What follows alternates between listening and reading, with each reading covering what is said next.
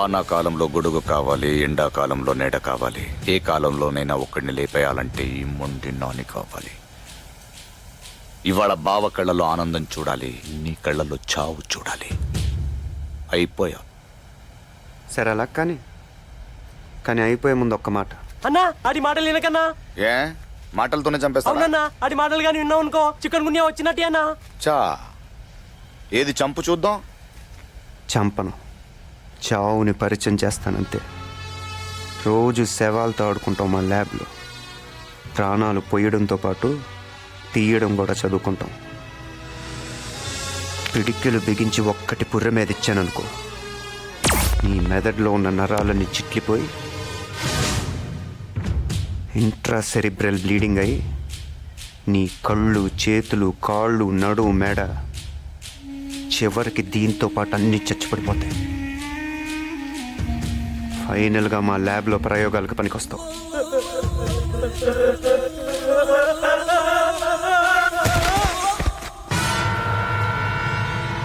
అయితే రారా, నీ కాలేజీలో కోసేది నా శవాన్నో నీ శవాన్నో చూద్దాంరా.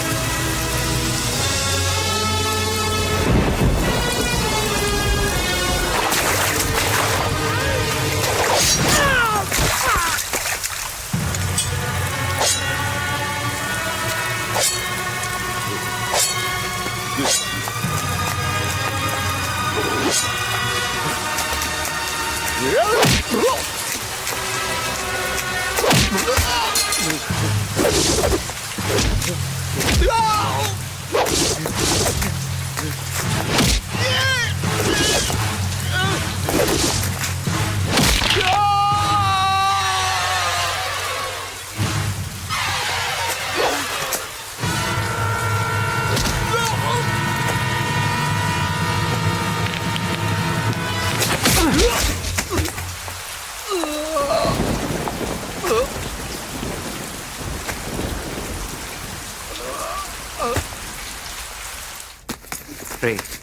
ఆ పప్పు యాదవ్ గడు మొండి నానిగాడిని అడ్డం పెట్టుకుని మనల్ని ఎక్కించాడు. అసలు జైల్లో ఉండాల్సిన నానిగాడు బయటికి వెళ్ళి వచ్చాడు కనుక్కోండి. ఈ పరిస్థితిలో ఇంకెక్కడ దాక్కుంటారు? మొత్తం స్టేట్ అంతా జల్లెడ పడుతున్నారు మీకోసం. నా జాగ్రత్తలోనే ఉంటాను కానీ మీ పనుల్లో మీరు ఉండండి. ఎప్పటికప్పుడు కాంటాక్ట్లో ఉండండి.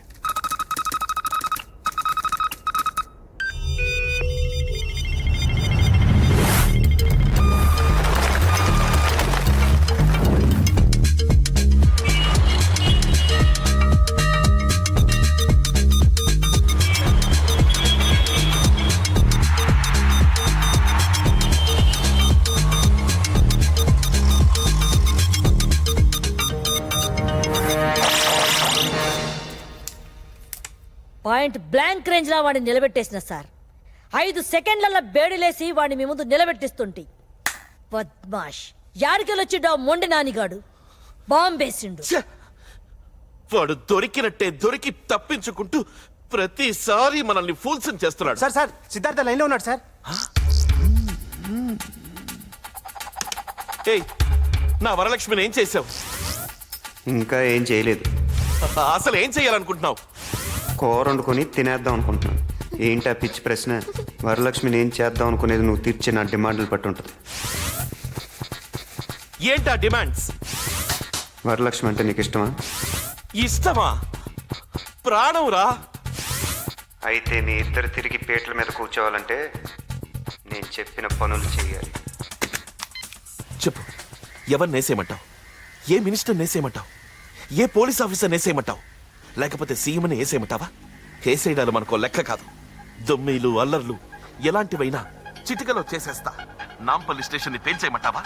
లేదా బేగంపేట ఎయిర్పోర్ట్ ని కూర్చేయమంటావా? చెప్పు, నా వరాన్ని పెళ్ళాటం కోసం ఎంత అగ్గైనా పుట్టిస్తా. అవన్నీ నువ్వు ఎప్పుడు చేసేవి కదా పప్పు. కొత్తగా ఏమైనా ట్రై చేద్దాం. సరే, ఏం చేయమంటావో చెప్పు. రాజకీయాలంటే ప్రజలకు సేవ చేయటం. నా డిమాండ్ కూడా అదే. ఏ ప్రజలకు నువ్వు వాగ్దానం చేసి నెగ్గావు, ఎవరికి అందాల్సిన సహాయం వాళ్ళకి అందకుండా నువ్వు మింగావు, వెంటనే వాళ్ళ దగ్గరికి వెళ్ళి ఆదుకోవాలి. లేకపోతే నీ పదవ కన్నా ప్రాణం కన్నా ఎక్కువైన వరలక్ష్మిని. ముందు నేను చెప్పేది విను. నువ్వు 10 కోట్లు అడుగు, 10 కోట్లు ఇస్తాను. 10 కాంట్రాక్ట్లు అడుగు, ఇప్పిస్తాను. శంషాబాద్ దగ్గర 50 ఎకరాలు అడుగు, అది ఇప్పిస్తాను.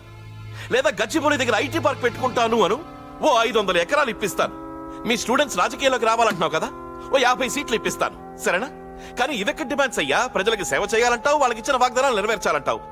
అవి నా వల్ల కాదు. పప్పు, నా డిమాండ్లు వెంటనే తీర్చకపోయావో ఈసారి ఫోన్ చేయి. నా పని నేను చూసుకుంటాను. సరే, ఒక్కసారి నా వరతో మాట్లాడించు.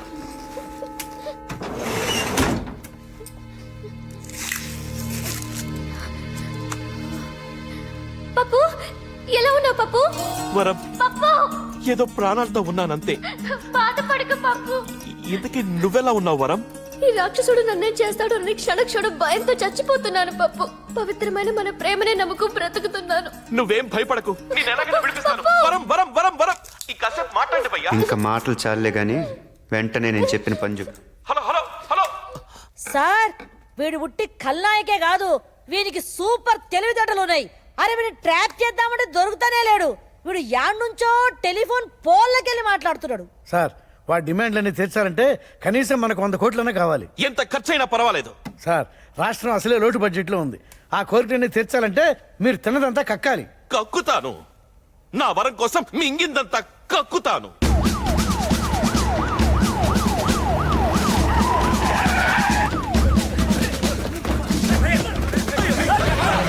అంతా కలిసి వెళ్ళి కోరంబోకు ల్యాండింగ్ చేసింది. హఠాత్తుగా గుర్తొచ్చిన ఈ ప్రజాసేవల గురించి ఆశ్చర్యపోతున్న ప్రజానికానికి మీ ఉద్దేశం ఏంటో వివరిస్తారా? ఇందులో ఆశ్చర్యం ఏముంది? నన్ను మానసికంగా దెబ్బతీయాలని ఆ సిద్ధార్థ ప్రయత్నిస్తున్నాడు. ఈ ప్రజల కోసం నా వ్యక్తిగత జీవితాన్ని ఏనాడో త్యాగం చేశాను. ప్రజా సంక్షేమమే నా జీవితం. ఇక చేతలకే కాని మాటలకు సమయం లేదు. అసలు వరలక్ష్మి కిడ్నాప్ కి సిద్ధార్థ చేసిన డిమాండ్ ఇదేనని, అతనికి భయపడే మీరు ఇదంతా చేస్తున్నారని జనం అనుకుంటున్నారు. Come on, come on. వెళ్ళండి, వెళ్ళండి.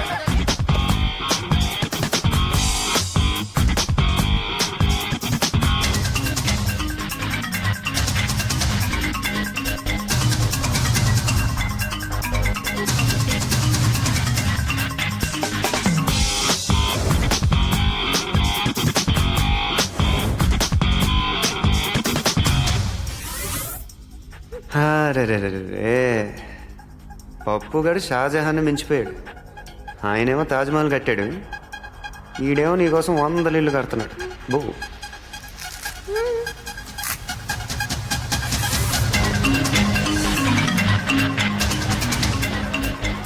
ఇలా విగ్రహాల్లో నిలబడకుండా మీరు కూడా పొండి. తలా వచ్చాయి వెయ్యండ్రా, కూలి ఖర్చులన్నా మిగులుతాయి.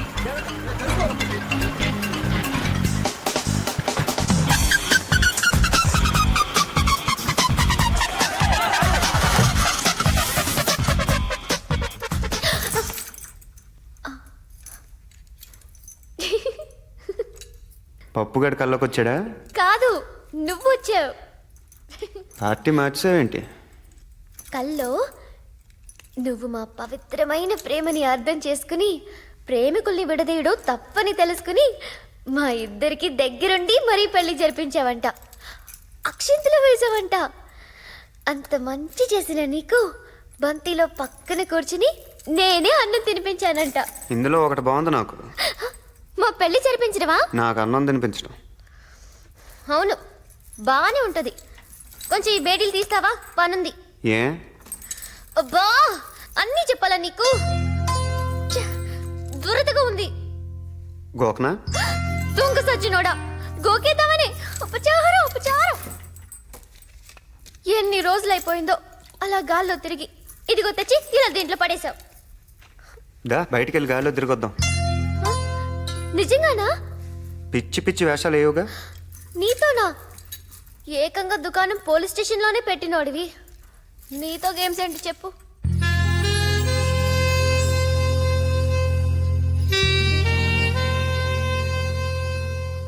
ఏంటది?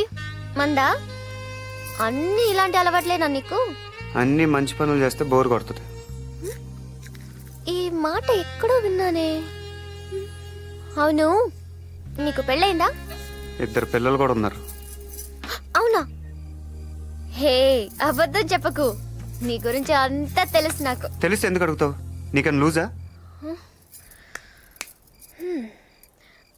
అవును, ఎందుకు నిన్ను ఏ అమ్మాయి ఇప్పటిదాకా ప్రేమించలేదు?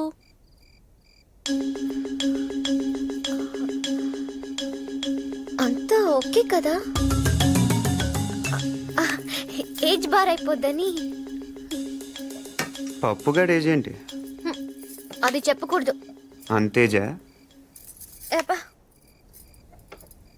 ఎర్రగా బుర్రగా బానే ఉంటావు, పప్పు అంత కాదు. అయినా ఇప్పుడు అమ్మాయిలు ఊరికి పడిపోరు. నువ్వు కొంచెం మారాలి. ఏం మారాలి? ఇదే ఇదే ఈ కోపమే కొంచెం తగ్గించుకోవాలి. అమ్మాయిలంటే కనికరం చూపించాలి. ఈ కిడ్నాప్లు ఫైటింగ్లు మానుకుని ప్రేమించడం నేర్చుకోవాలి. ఫర్ సపోజ్ నాలాంటి అందమైన అమ్మాయిల్ని అమ్మాయితో ఎత్తుకొచ్చేయకూడదు. ముందుగా వాళ్ళ మనసుల్ని దోచేయాలి. ఆ తర్వాత చూడు, అమ్మాయిలే నీతో లేచొచ్చేస్తారు. మనసుల్ని దోచేయాలి? అదెలా? ఇప్పుడు నచ్చావు నాకు. మనసంటే నీలా అదో జడ పదార్థం కాదు, పాదరసంలా సున్నితంగా కరిగిపోయేది. అలా అని దాన్ని మీ మగాళ్ళంత తేలిగా కరిగించలేరు. దానికి చాలా చాలా ఇది కావాలి. ఇదంటే? అదే అది నోటితో చెప్పేది కాదు, చెప్పలేం కూడా. ఒకటి మాత్రం చెప్పగలం, అది ఎప్పుడు ఎలా ఎందుకు పుడుతుందో మాత్రం చెప్పలేం. బాగా కన్ఫ్యూజన్గా ఉంది, కొంచెం క్లియర్గా చెప్పు. అదే కదా చెప్పలేమంటోంది. పేకల దాకే అనుకున్నాను, మొత్తం మునిగిపోయావు. ప్రేమ, దోమ, వంకాయ ఏమీ లేవు. కొంచెం బయటకు వచ్చి చూడు, లోకం ఏంటో తెలుస్తుంది.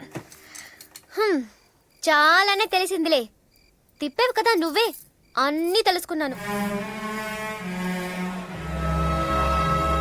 నీలాంటి యువకులు రాజకీయాల్లోకి వస్తే మాలాంటి సామాన్యులకు ఎంత మేలు జరుగుతుందో చూపించావు బాబు. బాబు, వరదల పాలైన మా బ్రతుకులకింత నేణ్ణిచ్చాం. మా అందరి బాగు కోసం ఇంత చేశావు. నీ కోసం ఏం చేయడానికైనా మేము ఎప్పుడూ సిద్ధమే బాబు. అధికారంలో ఉండి నాయకులు చేయలేని పని అజ్ఞాతంలో ఉండి మీరు చేశారు. మీ సిద్ధాంతం నక్సలిజమా? హ్యూమనిజం. ఈ విషయంలో మీరేం చెప్పదలుచుకున్నారు? నిజాయితీగా సేవ చేయి, లేదా రాజకీయాల్లోంచి తప్పుకో. మీ కార్యాచరణ మంచిదైనప్పుడు మీరు రహస్యంగా ఉండడం దేనికి? మేము టెర్రరిస్టులం కాదు అని నిరూపించేదాకే తప్పదు. రాజకీయ నాయకుల గుండెల్లో సిద్ధార్థ పుట్టించిన ప్రకంపనం పెను మార్పుకు దారి తీసేలా ఉంది. ఎంతో నేర చరిత్ర ఉన్న పప్పు యాదవ్ లాంటి వాడే భయపడి నిధుల్ని సక్రమంగా వినియోగించడంతో ఇదే దారిలో నడిచి మిగతా ఎమ్మెల్యేలు ఎంపీలు కూడా ప్రజా సంక్షేమం పట్ల శ్రద్ధ వహిస్తున్నారు. సిద్ధార్థ హెచ్చరికకు వెనుక ఏ అదృశ్య శక్తో ఉండి నడిపిస్తోందని అన్ని పార్టీల వాళ్లు ఎలక్షన్ మేనిఫెస్టోల్ని బూజు దులిపి ఆచరణలో పెడుతున్నారు. పోచమ్మా, సార్ ఈసారి వాడు ఫోన్ చెయ్యగానే ట్యాప్ చేయండి. ఓకే, ఆ సార్. నా కొడుకు దొరకని చెప్తాను వాడి సంగతి. ఏయ్, ఆగండి ఆగండి ఆగండి ఆగండి. ఏంటి పప్పు, పనులు మానేసి అందరూ ఫోన్ కోసం వెయిటింగా? ఏయ్ సిద్ధార్థ, నువ్వు చెప్పిన పనులన్నీ చేశాను కదా, ఇంకా నా వరాన్ని నాకు అప్పగించేయి. మూఢ వస్తే 3 నెలల దాకా ముహూర్తాలు లేవట. ఆహా, అయితే ఓ పని చెయ్యి, నువ్వు అర్జెంటుగా నీ పదవికి రాజీనామా చేసి రాజకీయాల నుంచి పర్మనెంట్గా తప్పుకో. రేయ్, ముక్కలు ముక్కలుగా నరికి పోగులు పెడతాను. వింటున్నాను కదా అని మీటింగ్ పెడుతున్నావా? ఓ గొంతు మారుతుందేంటి?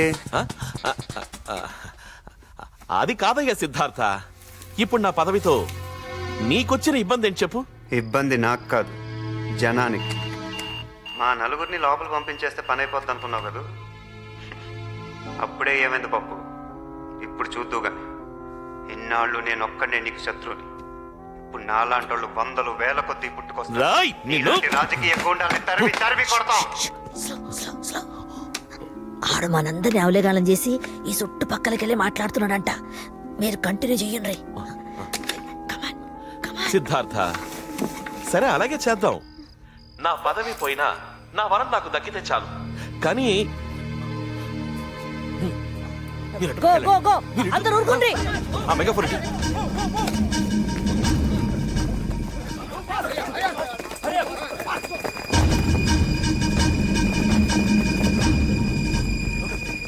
రేయ్ సిద్ధార్థ, లొంగిపో.